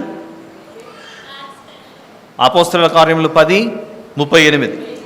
నీవు అర్పించినది కుండలో వండిన నైవేద్యమైన ఎడల నూనె కలిసిన గోధుమ పిండితో దాన్ని చేయవలను. వాటితో చేయబడిన నైవేద్యమును యెహోవా యొద్దకు తేవలను. యాజకుని యొద్దకు దాన్ని తెచ్చిన తర్వాత అది బలిపీఠము దగ్గరకు దాన్ని తేవలను. అన్ని బలిపీఠం వద్దకే తీసుకురావాలి. బలిపీఠం మీదనే కదా యేసు ప్రభు బలి అయ్యిండేది శిలువ మీద. అప్పుడు యాజకుడు ఆ నైవేద్యంలో ఒక భాగమును జ్ఞాపకార్థముగా తీసి బలిపీఠం మీద యెహోవాకు ఇంపైన సువాసన గల హోమముగా దాన్ని దహింపవలెను. ఎప్పుడైతే యేసు ప్రభు శిలువ మీద బలయ్యాడో మన పక్షాన, ఆ రోజు నుండి ఈ రోజు వరకు మన పక్షాన ఆయన పరిమళ వాసనగాను ఇంపైన సువాసనగాను అర్పించబడ్డాడని ఎక్కడ చదువుకున్నాం? ఎఫెసీ 5:2. ఎఫెసీ పత్రిక 5:2. యేసు ప్రభు మనలను ప్రేమించి పరిమళ వాసనగా ఉండుటకు మన కొరకు తను తాను దేవునికి అర్పణముగాను, ఏ అర్పణము? నైవేద్య అర్పణముగాను, బలిగాను, ఇలా అన్ని అర్పణలు ఆయన అయిపోయాడు. బలిగాను అప్పగించుకొనెను. ఆయన అంత ప్రేమను మన మీద చూపిస్తుంటే మీరెందుకు ప్రేమ కలిగి జీవించరు? ఇప్పుడున్న ప్రేమ కలిగి జీవించండి అని చెప్తున్నాడు అక్కడ. అలాగుననే మీరును ప్రేమ కలిగి నడుచుకోనుడి. అప్పుడు దేవుని దృష్టికి మన జీవితం ఇంపైన సువాసనగా ఉంటుందట. అసలు ఈ ఇంపైన సువాసన ఏమిటి? మంచి వాసన ఉంటే కొద్దిసేపు ఇంకా పీలవాలి అని ఆలోచిస్తుంటుంది. ఇక దానికి వ్యతిరేకం నేను చెప్పాల్సిన అవసరం లేదు. దూరం వెళ్ళిపోతుంటాం. మన జీవితాలు సరిగా లేకపోతే దేవుడు అలా దూరం అయిపోతుంటాడట. వద్దు, వీళ్ళ దగ్గర బాగాలేదు జీవితం. అలాంటి స్థితి మనం తెచ్చుకోకూడదు. 7వ వచనం, నీవు అర్పించినది కుండలో వండిన నైవేద్యమైన నూనె కలిసిన గోధుమ పిండి దాన్ని చేయవలెను. వాటితో చేయబడిన నైవేద్యమును యెహోవా యొద్దకు తేవలెను. యాజకుని యొద్దకు దాన్ని తెచ్చిన తర్వాత దాని బలిపీఠము దగ్గరకు దాన్ని తేవలెను. అప్పుడు యాజకుడు ఆ నైవేద్యంలో ఒక భాగమును జ్ఞాపకార్థముగా తీసి బలిపీఠం మీద యెహోవాకు ఇంపైన సువాసన గల హోమంగా దాన్ని తగ్గింపవలెను. ఆ నైవేద్య శేషం అహరోనుకును అతని కుమారులకును చెందును. యెహోవాకు అర్పించు హోమములలో అది అతి పరిశుద్ధం. ఇప్పుడు ఇంకా కొంచెం అడిషనల్ ఇన్ఫర్మేషన్ ఇస్తున్నాడు దేవుడు. 11వ వచనం, మీరు యెహోవాకు చేయు నైవేద్యం ఏది పులిసిన పొంగిన దానితో చేయకూడదు. అది ఆల్రెడీ విన్నాం ఇందాకనే. పులిసినది పొంగిన దాంతో చేయకండి. నీవు దేవుని దగ్గర రావాలంటే నిన్ను పాడు చేసేదాన్ని మొదట పక్కన పెట్టేసి వచ్చాయి ఫస్ట్. అప్పుడప్పుడు కొన్ని గ్రామాలకు లేకపోతే కొన్ని చోట్లకి వెళ్ళినప్పుడు బాగా తాగొచ్చి కూర్చోంటాడు మందిరంలో. మీరు ఎప్పుడైనా పల్లెటూళ్ళలో క్రిస్మస్ వేడుకలకు లేకపోతే ఇంకో దానికో వెళ్ళి చూడండి, అక్కడ గేట్ దగ్గర తాగింటాడు, లోపలికి వచ్చి ఐగారు వందనాలు అంటుంటాడు. మళ్ళీ ఆ వాసన ఆడ నిలబడి ఇక్కడికి వస్తుంటుంది. చుట్టూ ఉన్న వాళ్ళు బయటికి వెళ్ళిపోని తోసేస్తుంటారు. ఎందుకు తోసేస్తారు? నీ శరీరంలో దేవుడు అసహించుకున్న దాన్ని నింపుకొని వచ్చాడు. ఉండనివ్వకండి ఏది కూడా. ఆ ద్రవ పదార్థం లోపలికి వస్తేనే నువ్వు లోపలికి రావడానికి అర్హుడు కాదంటుంటే, అదృశ్యమైనటువంటి దేవుడు అసహించుకునేవి ఎన్నున్నాయో మన దేహంలో. అదృశ్యమైనవేనంటే కంటికి కనబడనివి. ఒకరంటే ఒకరికి సరిపోకపోవటము, ఎప్పుడు పగ, ద్వేషం, మత్సరం, కుళ్ళు, పగ, వ్యభిచారం, జారత్వం. నేను చెప్పుకున్నాను కదా గలతీ పత్రిక 5వ అధ్యాయంలో శరీర కార్యములు స్పష్టమై ఉన్నది. ఇంకొందరు ఇటు లోక సంబంధమైన ఆచారాలు ఆచరిస్తుంటారు. పండుగ వచ్చింది కనుక వద్దాంలే అన్నట్లు ఇక్కడికి వచ్చి మొక్కుబడులు చేసుకొని వెళ్ళిపోతుంటారు. నో, మొక్కుబడులు చేయడం అంటే మేము అందరూ దేవుళ్ళు ఒకటే అండి అనే ఆలోచనతో అవి వచ్చినప్పుడు అక్కడికి, ఇటు వచ్చినప్పుడు ఇక్కడికి, మన నిజ జీవితంలో అలా ప్రవర్తించాం. మనం వెరీ పర్టికులర్గా ఉంటాం కొన్ని విషయాల్లో. అతన్ని చూసి ఆయన మన నాన్నో కాదో గుర్తుపడతాం. ఎవరినంటే వాళ్ళని పట్టుకొని మా నాన్న అనం మనం. దేవుని దగ్గరకు వస్తే మాత్రమే అందరూ దేవుళ్ళు ఒకరే. మరి తండ్రుల దగ్గరకు వచ్చిన తర్వాత, తల్లుల దగ్గరకు వచ్చిన తర్వాత, కుటుంబ సభ్యుల దగ్గరకు వచ్చిన తర్వాత అందరినీ పట్టుకొని ఒకటేలాగా పిలవం కదా. We have exclusivity there. We have exclusivity అంటే పర్టికులర్గా అదే వాళ్ళే. కనబడుతున్న మనుషులకే మనం అంత పవిత్రతను ఆపాదించి వీరే మా వారు అని ఎలాగైతే పెడతామో, కనబడుతున్నటువంటి మనిషిని చూసి ఈ కుమారుడు నా కుమారుడు, ఈ కుమార్తె నా కుమార్తె, ఈయన మా నాన్న, ఈయన మా తండ్రి, ఈయన నా భర్త, ఈవిడ మా భార్య, మా తల్లి, అలా ఎక్స్క్లూజివిటీ ఉంటుంది చూడండి. ఎవరిని పట్టుకొని వాళ్ళని పట్టుకొని వాళ్ళు ఇది అని చెప్పాం మనం. అలా చెబితే పాపం, సిన్. ఇంతమంది రిలేషన్షిప్స్ని దేవుడు మనకి ఇచ్చినప్పుడు దేవుని దగ్గరకు వస్తే మాత్రము అందరూ నాకు ఒకటే అనే అభిప్రాయంలో ఉంటే కష్టం. Our God desires exclusivity. Yes, of course, exclusivity has holiness in it. మన దేవుడు ఒక్కడే దేవుడు. ఈ మాటలో ఏమైనా తప్పు ఉందంటారా చెప్పండి? ఇప్పుడు నేను నా కుటుంబంతో వచ్చాను మందిరానికి. అక్కడ నా భార్య ఉంది, ఈవిడే నా భార్య అని చెప్తున్నాను. షీఈ్ మై వైఫ్ అని నా వైఫ్ని చూపించి చెప్తున్నాను. ఇందులో తప్పు ఉందా చెప్పండి? అదే మాట నేను మార్చి మరొకరిని చూపించి అన్నాను అనుకోండి, మహాపాపం కదా. మహాపాపం, బిగ్ సిన్ అది. మనుషుల మధ్య ఉన్న సంబంధాలలోనే ఎక్స్క్లూజివిటీ. వాళ్ళే ఈ మా అమ్మ వస్తుందండి ఇక్కడికి మీ మధ్యలోనికి, ఈవిడ మా అమ్మ, నేను తననే అమ్మ అని పిలవాలి. ఎందుకంటే నాకు జన్మనిచ్చింది కనుక. మిగిలిన వారిని గౌరవప్రదంగా అమ్మ అని పిలవచ్చు, తప్పేం లేదు. అది గౌరవప్రదమైనటువంటి పదజాలం. ఎక్స్క్లూజివ్గా ఆలోచిస్తే ఎవరు నా తల్లి అవుతారు? ఇప్పుడు యేసుప్రభు ఉన్నాడండి, యేసు ప్రభువుకు తల్లి ఎవరు భూమి మీద? మరియమ్మనే చెప్పాలి. ఒకవేళ మరియమ్మ కాకుండా మరియమ్మ తల్లి, లేకపోతే ఇంకొక ఆవిడ తల్లి, ఇంకొక ఆవిడ తల్లి, ఇంకొక ఆవిడ తల్లి అని చెప్పగలమా? తప్పైపోతుంది అది. మరి మనకున్నటువంటి దేవుని విషయంలో నాకు ఈయన దేవుడే, ఆయన దేవుడే, ఈయన దేవుడే, ఆయన దేవుడే, అది దేవుడే, ఇది దేవుడే అని ఎలా చెప్పగలం? మనుషులకు ఇస్తున్నటువంటి పరిశుద్ధత, మనుషులకు ఇస్తున్నటువంటి ఎక్స్క్లూజివిటీ, పవిత్రత దేవునికి ఎందుకు ఆపాదించట్లేదు? మనం అందరినీ పట్టుకొని తిరుగుదామా? తప్పు కదా. అక్కడేమో పరిశుద్ధత అప్లై చేస్తాము, దేవుని దగ్గర వస్తే ఏముందండి అంతా దేవుళ్ళు ఒకటి. నువ్వెవరు అలా డెఫినేషన్ ఇవ్వడానికి? అందుకే నిర్గమకాండం 20లో 10 ఆజ్ఞలలో మొదటి ఆజ్ఞ చెప్పాడు, నేను తప్ప వేరొక దేవుడు. నేను తప్ప 10 కమాండ్మెంట్స్లో ఫస్ట్ కమాండ్మెంట్ ఏంటంటే ఐఎమ్ ద ఓన్లీ గాడ్, నేను తప్ప వేరొక దేవుడు. మహాపాపం అండి, మహా పెద్ద సిన్నది. ఒక పవిత్రమైన బంధం విషయంలో, ఆ బంధం విషయంలో నేనే అనే మాట అప్లై అవుతుంది. నేనే అనే మాట అప్లై అవుతుంది అంతే, అని మార్చకూడదు, తప్పవుతుంది అది.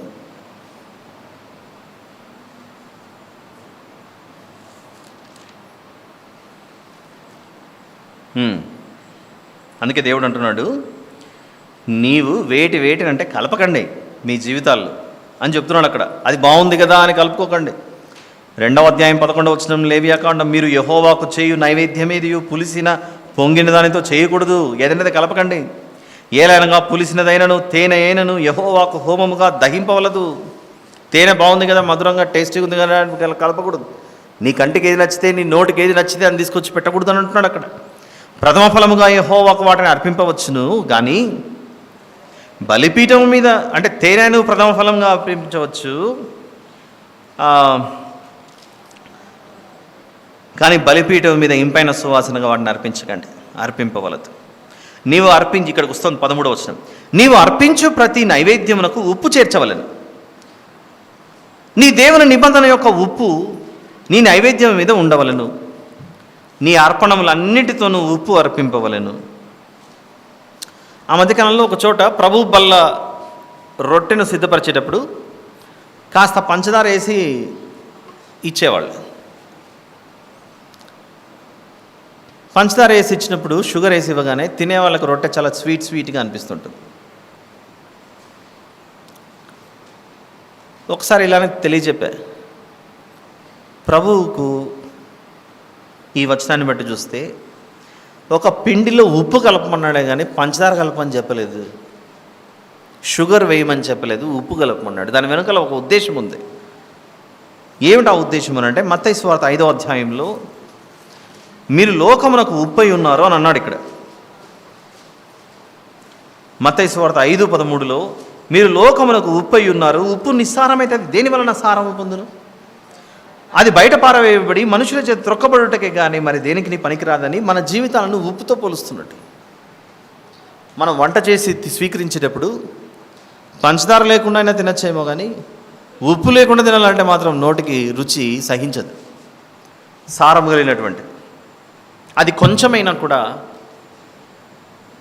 ముద్దంతని అంటే చేసిన దానికి అందరికీ రుచిని దయచేస్తూ ఉంటుంది. ఉప్పుకు రకరకాలైనటువంటి గుణాలు ఉన్నాయి. ఒకటి రుచిని ఇస్తుంది, మరొక దానిని శుభ్రపరిచే గుణం కూడా ఉంది. ఇంటికి ఈరోజు ఫిష్ కర్రీ చేయాలని తెచ్చుకున్నారనుకోండి, ఒక మంచి చేప తెచ్చుకున్నారు ఇంటికి. ఈ చేపను కడగాలి, ఇప్పుడు వాష్ చేయాలి. మనం షుగర్ వేసి పంచదార వేసి కడుగుతామో ఉప్పు వేసి కడుగుతాం? మీరు చెప్పండి. ఎవరైనా మా ఇంట్లో మేము చేపకు పంచదార వేసి షుగర్ వేసి కడుగుతామనే వాళ్ళు ఉన్నారా చెప్పండి? ఎవరు లేరు.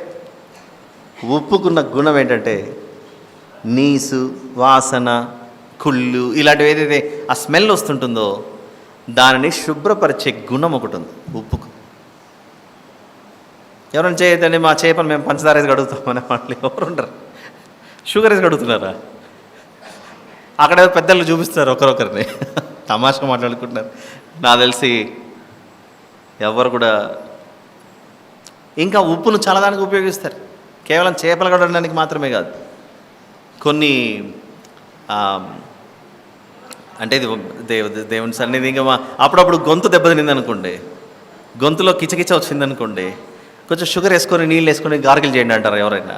కొంచెం వేడి నీళ్ళలో ఏం వేసుకొని నోటిని శుభ్రం చేసుకోమని చెప్తారు, కొంచెం ఉప్పు వేసుకొని చేయడం మీకు రిలాక్స్ అవుతుంది. అంటే అంత మలినాన్ని తొలగించే ఆ గుణం సాల్ట్కు ఉంది. అందుకే దేవుడు అన్నాడు, మీరు లోకమునకు ఉప్పై ఉన్నారు.